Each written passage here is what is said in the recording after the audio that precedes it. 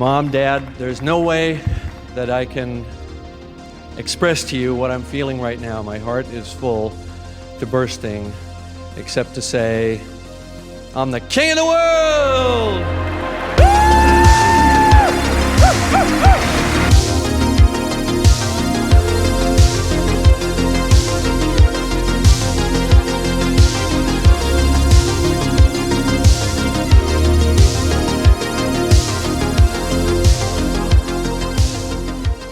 Hello and welcome back to Cameron, King of the World.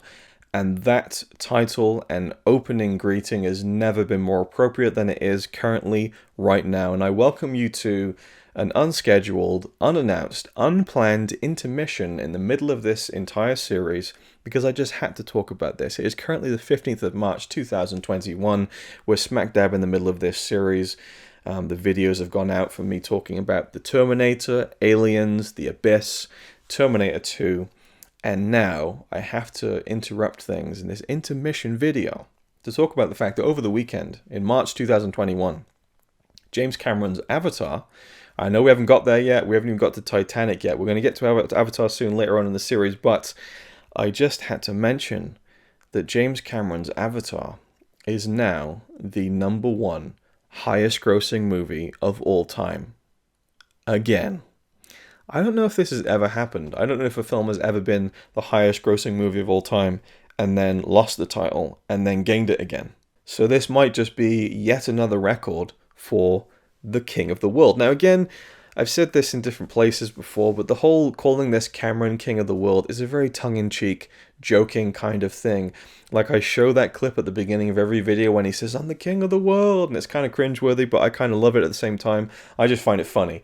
But I do think that there is a certain amount of stock in calling him the King of the World in terms of big blockbuster spectacle entertainment. And when it came to Titanic from 1997, and that kind of stemmed the nickname that people called him the King of the World, I saw this interview actually of him when Avatar was about to come out. And the interviewer was like, well, you know, now that you got Avatar coming out, people are talking about how, like, you're the king of the universe and everything. And Cameron just rolls his eyes in a way like, we're still going on about this? Like, Jesus Christ. And I can just feel the life force draining out of Cameron when this guy brings it up and calls him the king of the universe. And so I don't think it's a title that Cameron embraces in a way that he believes he's the king of the world. And I'm going to talk about that whole Oscar speech when he says, I'm the king of the world. I'm going to get to it, don't worry. I have a lot to say about it. But I think that, you know, there's a certain stock in it because of how successful his films have been, and in particular his last two films, Titanic and Avatar. And we're going to get to those later on in the series, but about a week ago it was announced online that China were going to re-release Avatar. And this is going to be like a proper, not just like, okay, we're going to screen Avatar on this day. It's like, no, they've made a new poster, like they're going to push this thing, and it's about, you know, cinemas reopening and things from what I understand. And obviously we're living in this pandemic era right now with the coronavirus, which has changed a lot of things, especially in the arts and the entertainment industry, and with films and cinemas reopening and closing and reopening again. And so Avatar was a film that was picked to be re-released. And so, you know, people reported online that if this makes like $7-8 million in China, it's going to cross over Endgame's record. And I don't even know what the record is at this point in time. I think it's like almost $3 billion. It's like $2.9 billion or something like that, or close to that in dollars. So, you know, Titanic was the king of the world on the box office for 10 years or 12 years until Avatar came out. That took the top crown. And people have talked about how, and I will talk about the whole grosses of Avatar and Titanic in future videos too. I cover all of that, but, you know, people talk about how with Avatar it was like 3D tickets, you know, kind of added to that, IMAX tickets, and the kind of the charges on top of that you get, kind of added to the overall gross. But at the same time, there was a lot of return business and everything. But, you know, Avatar within, I think, about a month, by January of 2010, had claimed the title of the highest grossing film of all time. And we're not going to talk about adjusted for inflation because obviously I think Gone with the Wind is probably going to be at the top forever on that one. But, you know, just looking at the basic dollar amount and not kind of, you know, countering in inflation, Avatar was the king for 10 years again. You know, Cameron kind of kept that record for another decade with his latest film. And then Avengers Endgame came out and just completely destroyed at the box office. But the interesting thing is that now Avatar came out in China, and within a day, I think, or 2 days, it had earned enough money to be #1 at the box office. People were talking about it. Avatar is #1 again. People talked about it on Twitter how Avatar is #1 again. Cameron's the king of the world again. And Marvel Studios and the Russo brothers on Twitter tweeted out the kind of traditional, congratulatory post of Avatar taking back the crown, which is very fun and cute. And then the internet is very much like, well, it only took back the #1 spot because it was re-released. And it's like, yeah, Endgame beat Avatar because it was re-released. Now, obviously, Endgame was in theaters for a very long time, but they re-released Endgame in a fairly cheap move. They released Avengers Endgame with new footage, right? So people are flocking in to see this extended cut almost. I think in fine print they were fine. They didn't lie to anyone, but I think people expected that there was going to be like a longer version of the film, but it was actually just Avengers Endgame with like I think a featurette at the beginning or like an unfinished deleted scene with like unfinished visual effects of Hulk or something. And so that's how they kind of got over the last few $1 million, I think, to finally beat Avatar.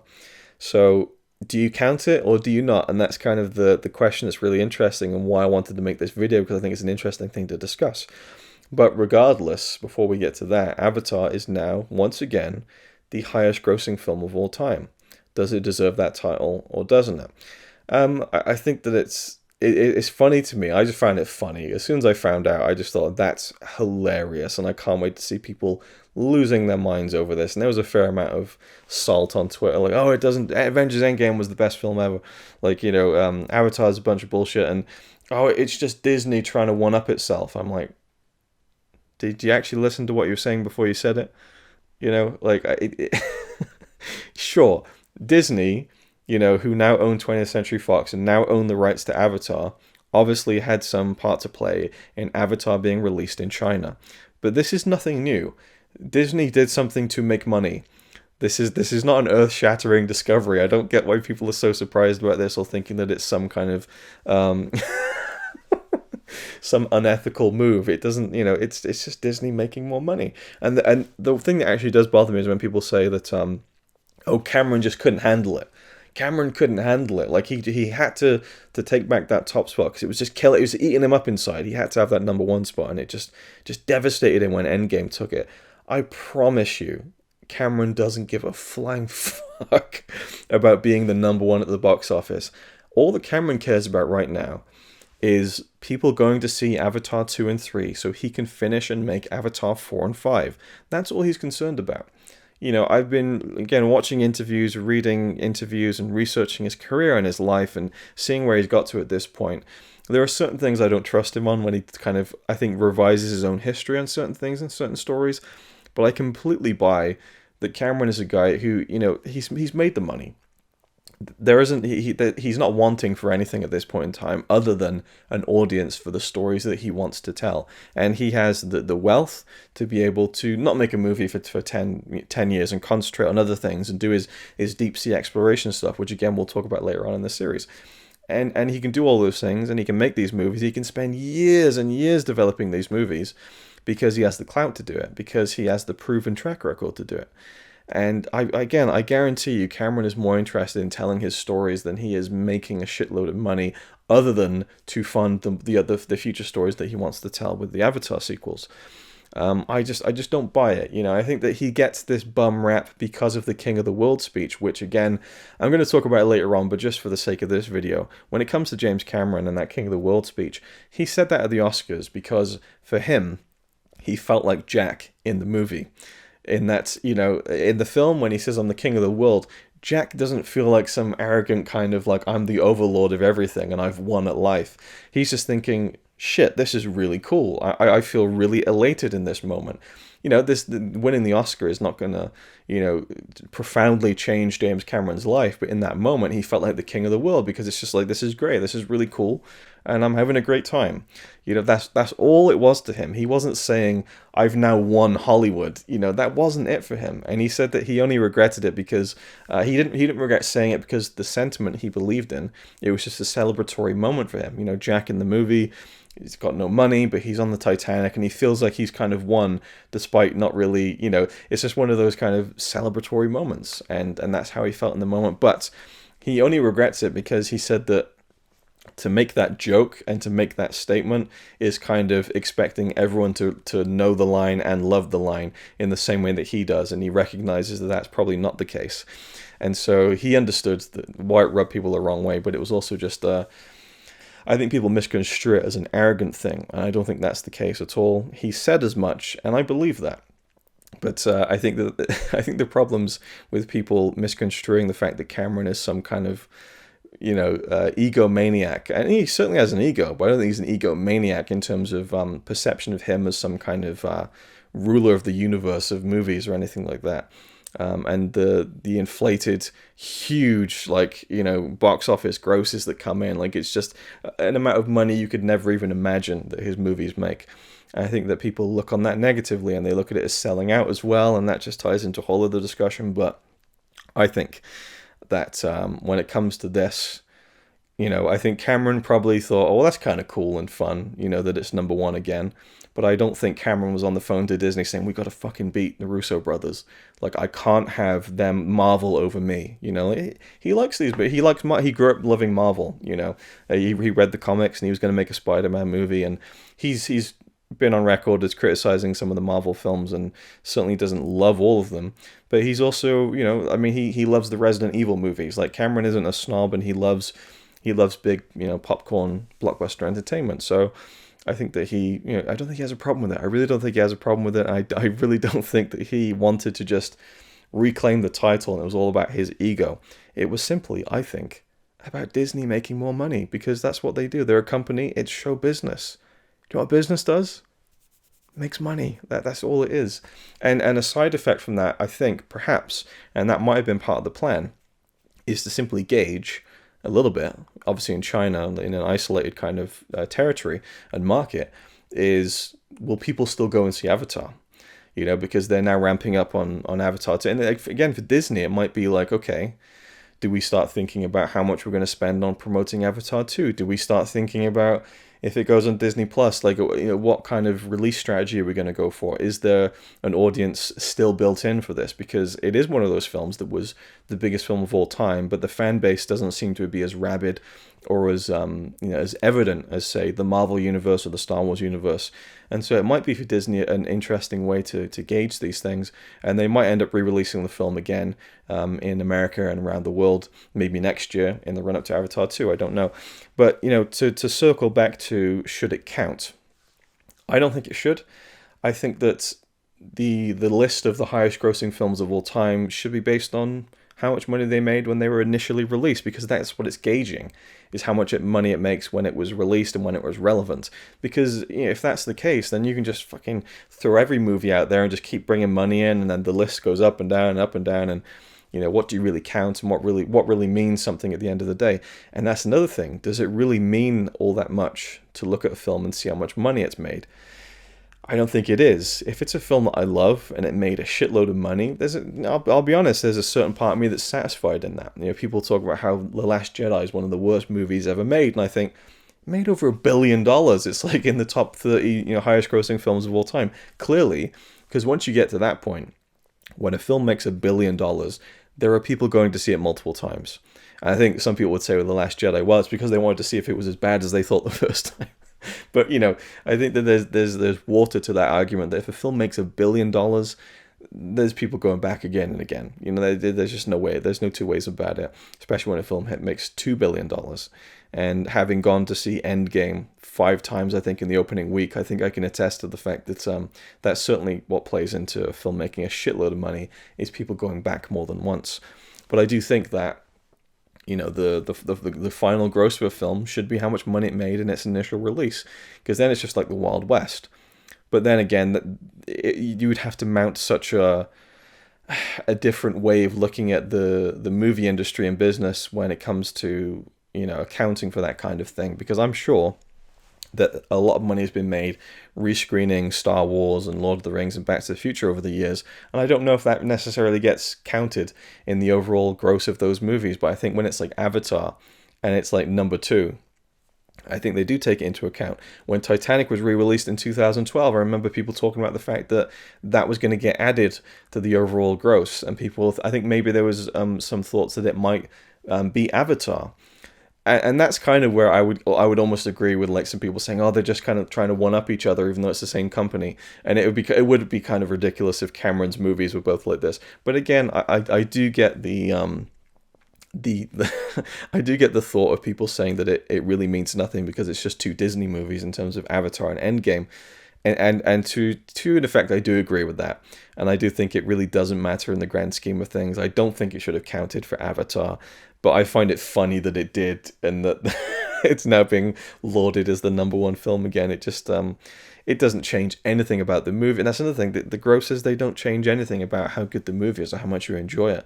It really doesn't. I'm not going to go watch Avatar again with an extra spring in my step and think, wow, this film's going to look even better now that it's the number 1. Do you know what I mean? It doesn't really matter in the overall scheme of things. But and with Endgame, I'm now thinking, are they are Marvel gonna be like, let's re-release Endgame? Because I tell you what, they would beat it, I think, because especially like once we get to a point with the pandemic where I think most of the people who will accept the vaccination have been vaccinated, and I think when things start to really shake out in a more positive direction for the world, whenever that will be, I think if they re-released Avengers Endgame, that's such a kind of event movie, and the portal sequence at the end, I think, would be very just indicative of like, let's fucking assemble and get back to the way things were. I think they'd make so much money if they re-released that film, and so I could see it happening, that Avengers Endgame ends up beating Avatar again. And then, then what? Do we re-release Avatar again? It's an endless cycle, so you can look at the unadjusted for inflation list if you want to, or, again, I don't think that they keep a list of like where the cutoff point is when films are, when they're re-released and how much money. I mean, there's probably a way to figure it out, right, I guess. And I don't know, again, I'm pretty sure Endgame only took the number 1 spot because it got re-released with the new, the little bullshit kind of deleted scene. So it is what it is. Either way, regardless of who's on top, both movies made a shitload of money. One movie has a massive fan base around the world.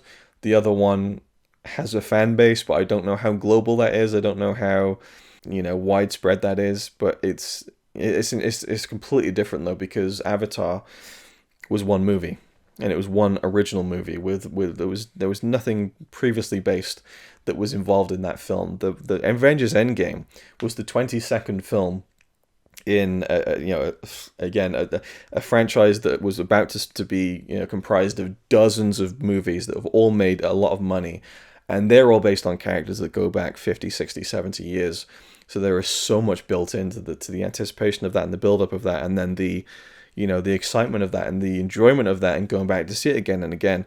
I think with Avatar it's a bit more pure, even purer than maybe Titanic, because then you get like a lot of people who are interested in the history of the Titanic going to see it. With Avatar, it's this purely original film. We'll get to that in the future, don't worry about that. But it is this film that isn't based on a previous movie or previous characters.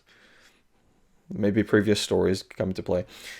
And I think there's a bit more purity to that than Endgame in terms of how much money that it made. And again, we will talk about that later on with the Avatar videos in this series. But I just had to talk about this very briefly, for me, 20 minutes or so. Avatar is at the top of the pile again, and Cameron is, for all intents and purposes, once again, the king of the world. And I just cannot believe the irony that out of nowhere, 6 months ago, I decided to do a series and call it Cameron King of the World. And by the time I finally had almost finished the series and started releasing it in March of 2021, right in the middle of the series, Cameron took the number 1 spot again. The movie took the number 1 spot again.